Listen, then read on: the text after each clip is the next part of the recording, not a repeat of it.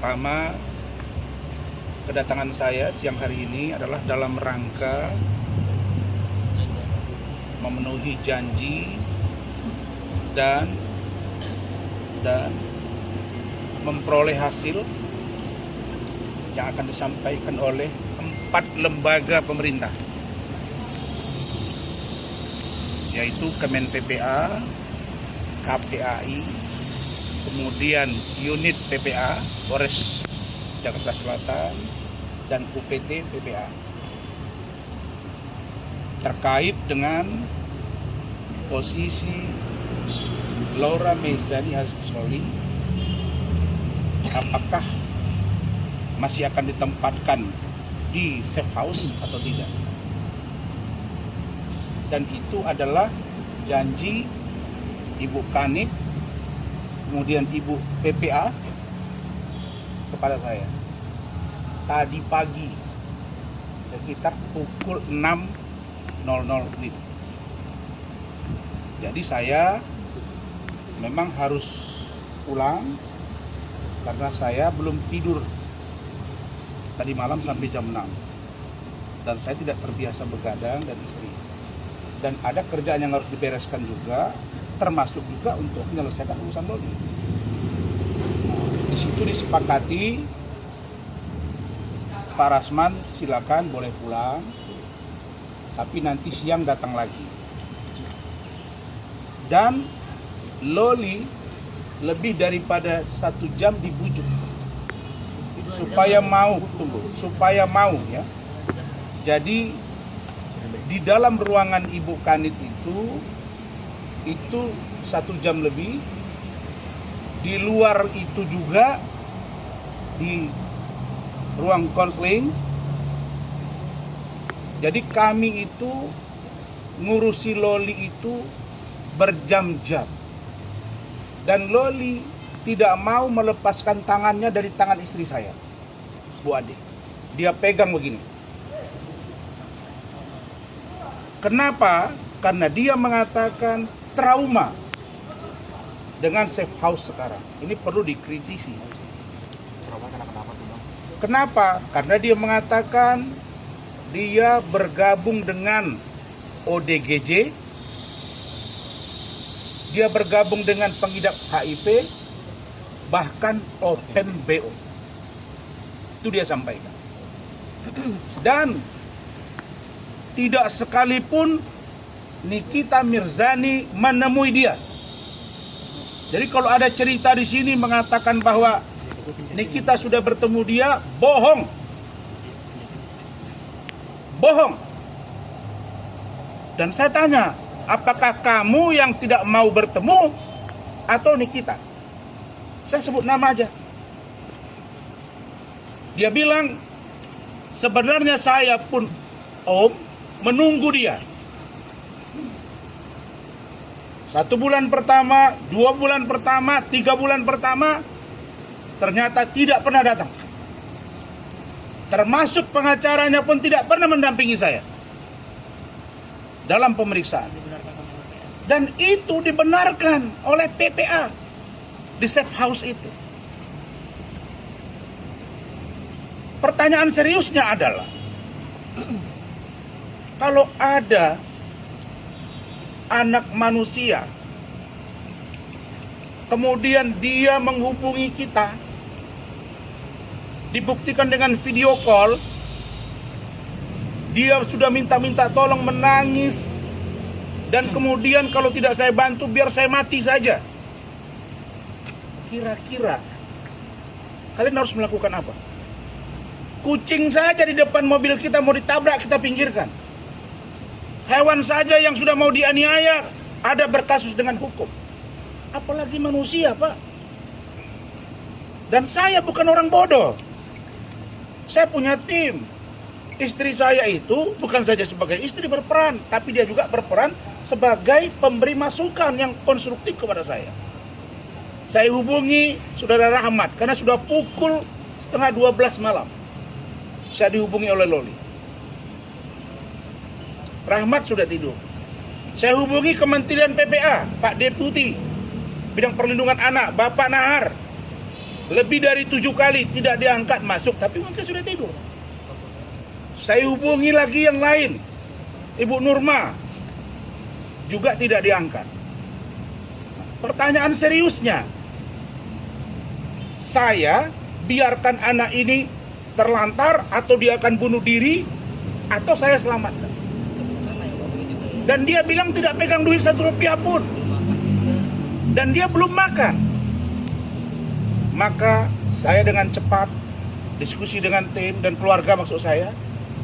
Oke, kamu dengan siapa? Nah ini yang saya mau luruskan, NM. Yang di otakmu itu udah duluan saya lalui gitu. Kau kasus ke kasus, sekarang saya bentuk tim. Saya bentuk tim karena saya dianiaya. Nih, ada visumnya dan saya bentuk tim.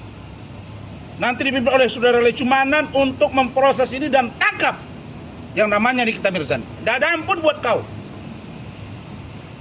Saya menolong anak kau. Saya membantu anak kau. Anak kau diurus negara.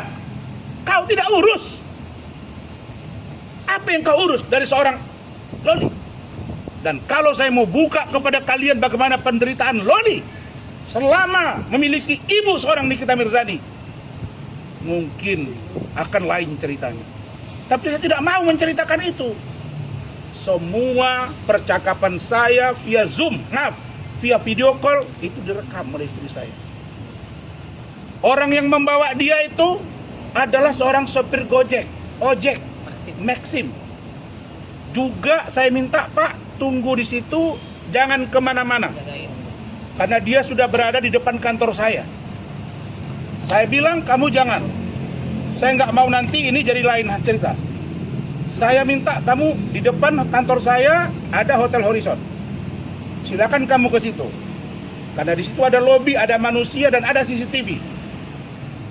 Oke Om, saya tunggu. Bagaimana dengan Gojeknya? Jangan Bapak pergi, nanti saya ganti duitnya. Kami datang, ini ada Bu Ida. Bu Ita ini Bu Umi. Ya Bu Umi ya. Kemudian ada Bu Ita. Ada Pak Sarmo, driver saya. Ada ini, mana? Rizky, ajudan saya. Kita pergi. Begitu sampai, dia berdiri di depan dengan keadaan kusut. Saya suruh masuk ke dalam. Dan orang hotel tahu kalau itu adalah Loli. Masuk di dalam, saya duduk, kita siapkan minuman, kita ngobrol. Semua kita rekam. Dia menangis dan tidak ada pilihan, selamatkan saya Om. Kenapa kamu cari saya? Saya bilang. Saya yakin Om bisa bantu saya. Tanya dia nanti. Terus, kenapa kamu tahu kantor saya? Om, memang saya nggak dikasih handphone, tapi saya punya TV yang bisa dilihat YouTube-nya. Smart TV. Saya lihat kantor Om di Rasionopis Park. Saya 3 bulan ada di safe house, kemudian 2 bulan terakhir ini di tempat yang lain. Migran saya kumat. Saya udah panik. Saya depresi. Saya lari. Saya ingat kantor Om. Kemudian, dari mana kamu dapat nomor telepon saya? Dia bilang, kan ada di situ. Di situ pelang nama Om, di depan kantor itu. Oh iya, benar juga, benar. Terus, ya udah saya minta tolong sama Bapak ini. Nah, saya bilang, Bapak, betul Bapak bawa dia? Betul Pak. Mana nama Bapak? Ini KTP-nya, ada. KTP-nya sudah kita foto, Bapak itu sudah kita video, dan siap bersaksi bahwa dia memang membawa Loli ke kantor saya. Clear ya? Jadi nggak usah dibilang bahwa saya ada mendesain apapun. Apa yang mau saya culik? Kau nggak usah mutarbalikkan fakta. Hah? Anakmu melawan kepada kau, kalau saya dengar ceritanya, jangankan dia, orang lain pun barangkali akan lebih marah kalau memiliki ibu seperti itu. Itu poin 1. Poin yang kedua, saya kemarin dari sidang pengadilan Jakarta Utara, saya pergi ke tempat Alfilim almarhum. Memang saya dengan wartawan sampai tengah 10 malam. Dan kita bubar di situ. Wartawan tanya, di mana Bang? Saya lagi ada. Kita lagi urusin begini, di mana? Iya, saya mau pergi. Saya nggak tahu Polres mana segala macam. Terus apa urusannya kalau media tahu? Terus kalian bisa dilarang apa? Nah, sampai di sini. Tapi sebelum sampai di sini saya berdiskusi dengan Bu Ade, saya berpikir apa yang harus saya lakukan. Kemen PPA nggak diangkat. Kalau pergi ke KPAI yang ada security. Kalau ke Polda Metro nanti dikira saya melangkahi. Saya bawa ke Mabes Polri makin tidak nyaman. Bawa ke rumah saya salah. Simpan di kantor saya salah. Saya tahu dia masih di bawah umur. Tapi ingat, umur dia tinggal 4 bulan lagi. 28 Mei dia sudah 18 tahun. Ini kita. Kau pilih anakmu akan jadi bom waktu buat kau, atau kau berbaik-baikan dengan dia. Datang kau ke saya bantu memperbaiki kau dengan dia. Kurang tulus apa saya? Sesampainya di sini, wartawan mewawancara, saya nggak ngomong. Hanya diam, saya kasih sedikit-sedikit pengertian aja. Saya sampai ke belakang, saya duduk ngobrol. Wartawan datang, tiba-tiba dia nongol. Dia marah-marah di luar. Kita lagi konseling. Wartawan dimaki-maki, kita dimaki-maki. Saya tanya, ada apa loh? Saya didorong, istri saya dipukul. Kok dia bilang pula kami menganiaya dia? Kalau saya mengeroyok dia, selesai dia. Saya menunggu laki-laki, bukan perempuan, makanya saya diam. Ada videonya, ada semua CCTV kok. Dan saya tidak melakukan perlawanan karena saya merasa tidak mungkin saya dipukuli dia. Saya melerai dia karena menghina istri saya. Dan kami udah capek dihina, dia pukullah saya, maka berdarah. Dan itu di depan Ibu Kanit. Dan itu di depan penyidik. Dan itu di depan wartawan. Dan ada rekamannya lengkap. Saya buat LP, buat visum. Selesai. Nggak ada pilihan. Pak Kapolres, Pak Ade Rahmat, dan Pak Kasar Eskrim. Tadi malam beliau juga datang dan tidak tidur bersama saya. Ibu Kanit, Kasar Eskrim yang baru, lihat, bang, udah bang. Abang buat visum, dia perintah anak buah buat visum. Saya tadinya berpikir ini apa sih kalau ini sebuah pengorbanan untuk kebaikan Loli. Tidak masalah. Tapi begitu saya lihat dia punya postingan masih membangun narasi yang saya duga ini kemunafikan. Ya. Jadi ini akan kita bongkar. Satu, safe house harus membenahi diri. Kalau namanya safe house apa? Rumah aman. Kalau tidak aman, tidak nyaman, namanya apa? Di mana sejarahnya orang digabung-gabung? Itu satu. Yang kedua, kalau ada orang yang sudah merasa dirinya diterlantarkan dan dia tadi malam mau buat LP, melaporkan Nikita Mirzani, terus atas nama anak di bawah umur, terus ibunya bilang ini anak saya, terus dia dibiarkan sampai dia mati. Apa begini? Cara penegakan hukum? Nggak bisa, bos. Jadi selamatkan anak ini. Dan Loli itu bilang, Om, dia lagi pacaran. Dia sedang di Saya di sini apa? Dan banyak perbuatan dia di rumah yang saya tidak mau buka kepada kalian, yang sangat tidak pantas kami dengar dan kami saksikan. Itu kata Loli. Saya sebenarnya menahan. Kalau saya keluarkan Loli dari atas, ramai urusan ini. Tapi saya akan lihat bagaimana semangat untuk bagaimana Loli diselamatkan. Teman-teman, saya minta dukungan yang telah kalian berikan itu sampai tuntas agar Loli bisa menjalani hidupnya dengan tenang, dengan nyaman. Dan 4 bulan ini adalah masa perjuangan yang berat bagi dia. Urusan saya dengan Bu Ade laporan itu kami anggap nothing dan akan kami hadapi. Saya kira itu bagaimana curhatan seorang Loli biar disampaikan istri saya Bu Ade Suryani. Silakan. Ya gini ya, saya juga kaget tadi malam kan kita baru pulang dari dari rumah duka ya Pak Alvin. Saya kan mandi tuh bulat jam 10 malam mandi kan, tuh gedor-gedor. Mimi itu si Loli nih apa nih nelfon gitu. Ah, Loli mana? Itu Loli si Fadel kata gitu. Loh, bukan jadi di safe house. Iya nih dia lagi ini nih lagi nungguin nih, lagi di kantor. Saya bilang sama Bang Rasman, itu bener nggak Loli? Nanti kita ditipu atau ada yang aneh-aneh, aku bilang gitu. Terus coba deh cek video call lagi. Dia punya handphone dari mana? Iya. Handphone itu yang punya bapak Gojek. Iya. Udah di video call sama Bang Rasman, bener dia kan. Baru aku pastiin. Aku video juga tuh. Dan rekam. Aku rekam kan. Oh bener nih si Loli nih. Udah nangis karena aku udah gimana Mau gitu. mati aja. Iya, aku kalau nggak ini udah mau mati aja deh gitu kan. Jadi kami panik juga. Sampai Abang Rahmat tuh obatnya ketinggalan, harus minum obat Iya, malam-malam betul. itu. Jadi kita langsung pergi gitu loh. Ini juga semua datang biar gini, kita tahu siapa ibunya kan. Ya gimana kan, maka kami buat rame-rame saksi kan.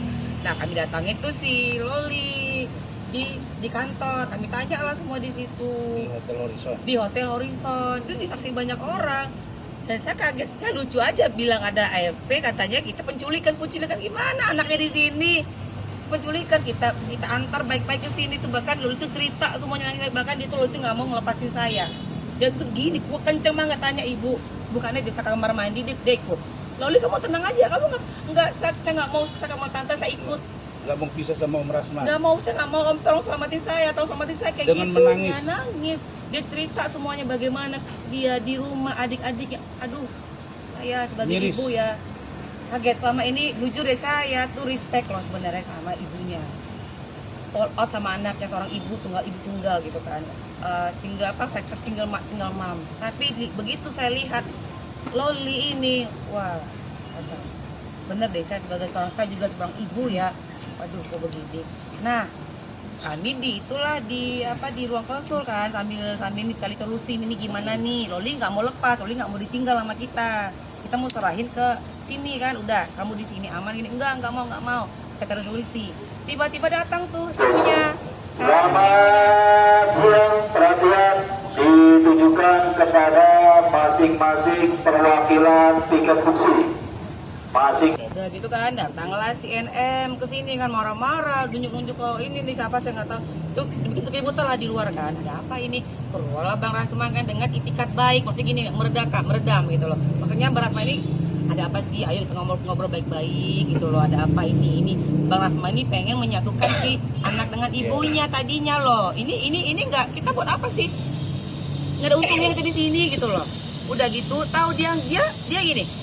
Dia gini dengan balon yang gede dibawanya itu kayak balon yang katanya gede, dia gini deket-deket gini gitu kan. Ini ada apa, kayak mau nyerang tuh saya tutupin dong gini kan. Dia napas gitu ke muka Bang Rasman, tutupin gini. Ada apa ini kok gitu? Dipukul ketok kepala gua. Shock dong aku kan. Loh kok kepala gua dipukul gitu, ada apa gitu kan. Terus aku diam nih, aku bilang sama saksi sama ibu itu loh, ada ibu Kanit di dalam tuh rame orang banyak. Bu, kok gue dipukul? Ya Allah bu, ibu tuh ibu Kanit yang dalam itu kasihan sama aku. Kasihan ya kok jadi aku kena imbas gitu kan, kok jadi aku dipukul kan, kita nyelamatin anaknya, bilang gitu kan. Jam 12 malam, jam 1 malam, pokoknya kami tuh aduh nggak tahu, capek sekali. Bukannya nanya baik-baik gitu kan, ada apa ini, nggak langsung gotok kepalaku pak gitu kan, kaget loh sampai apa ini gitu. Terus udah kita redam nih, aku masih nahan diri kan, redam di dalam. Bang Salman keluar habis dari toilet ya, duduklah di situ, maksudnya pengen lagi nih, pengen lagi baik-baik, ngomong baik-baik, ini gimana nih. Oh dia kayaknya apa ya, kayak besar kepala, kayak apa, gimana perempuan sama laki-laki, ya laki-laki pasti ngalah dong kan, kecuali perempuan sama perempuan, laki sama laki-laki. Terus saya keluar kan, misalnya saya bilang, kamu kenapa pukul saya bilang sama si NM, lo kenapa pukul gue gitu kan, apa tabok kepala gue. Oh dia nyerang saya gini, datangin lagi-lagi, mulutnya ke sini, ke depan mata aku, ke depan muka aku, bau lah kan, enggak lah kan gitu kan. Terus aku mundur kan, terus aku didorong sama gininya gitu kan.